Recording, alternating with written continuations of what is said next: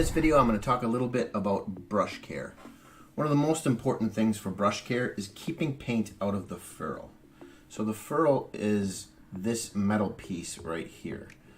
The bristles come down into this metal piece right here. So when you're painting with a brush, it's very important not to let paint soak into the ferrule. It'll get stuck in there and it will shrink and contract the bristles inside the ferrule, which will cause the end of the brush to fray, which is what's happened to this brush a little bit. So it's important when you're painting to not, if you see paint going straight up into the ferrule, make sure you wash your brush out real good and then start again and try not to let paint go all the way up to the ferrule. The next tip I have for brush care is storing them horizontally. The reason for this is when you store a brush vertically like this, the water that you inevitably can't get out of the bristles when you dry the brush will naturally, gravity will cause that water to soak into the base of the bristles here inside the ferrule, again causing the tip to fray and causing other damage. So the best way to store a brush is horizontally, and because of that the water will stay in the tips of the bristles and evaporate instead of running back into the ferrule.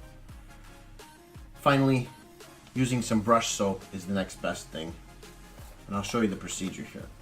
So here we have a Artist Opus Series S brush that has taken a little bit of damage, but it's still usable for sure. So the process I use to clean a brush, and I clean my brushes after every single time that I paint.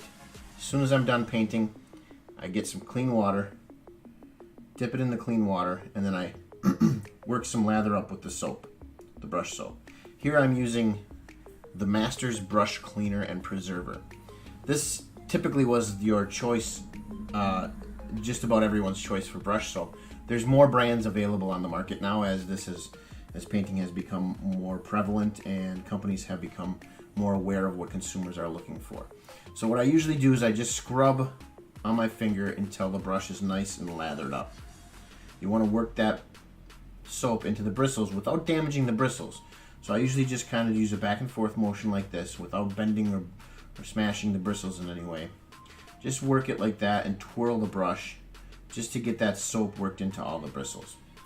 So now you've got a good cleaning. You can actually see there's some paint coming out of there, so I didn't clean it very thoroughly. But when you clean after every time you paint, you don't have to clean quite as thoroughly. So once I have it nice and clean like that, then the next step I do is I actually get some water, and then with a clean cloth, I wipe most of that soap out. That soap is kind of dirty.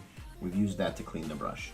Next thing I do then is get a little bit more water, work up a little bit more lather in the brush soap, and then this time I'm going to look to dry it a little more. That's a little too wet there. See, it's very shiny. So I'll just wipe some of that water off, wipe some of the water out of the brush just a bit, and then just get some more of that soap. And the goal here is to coat the bristles in the soap, and that will harden, the soap will harden and help the brush keep a point. So then I'm just twirling the brush in the brush soap so it coats the outside of the bristles into a nice twirled point. And then that's how I store the brush, horizontally. And then my brushes last a good long time when I do that. So here's an example of one that has been stored with the brush soap. So there you can see it kept a nice point, and you can actually see some of the soap on the ferrule there. So what I'm going to do when I start painting with this, then it's important you rinse the soap out because you don't want to paint with the soap.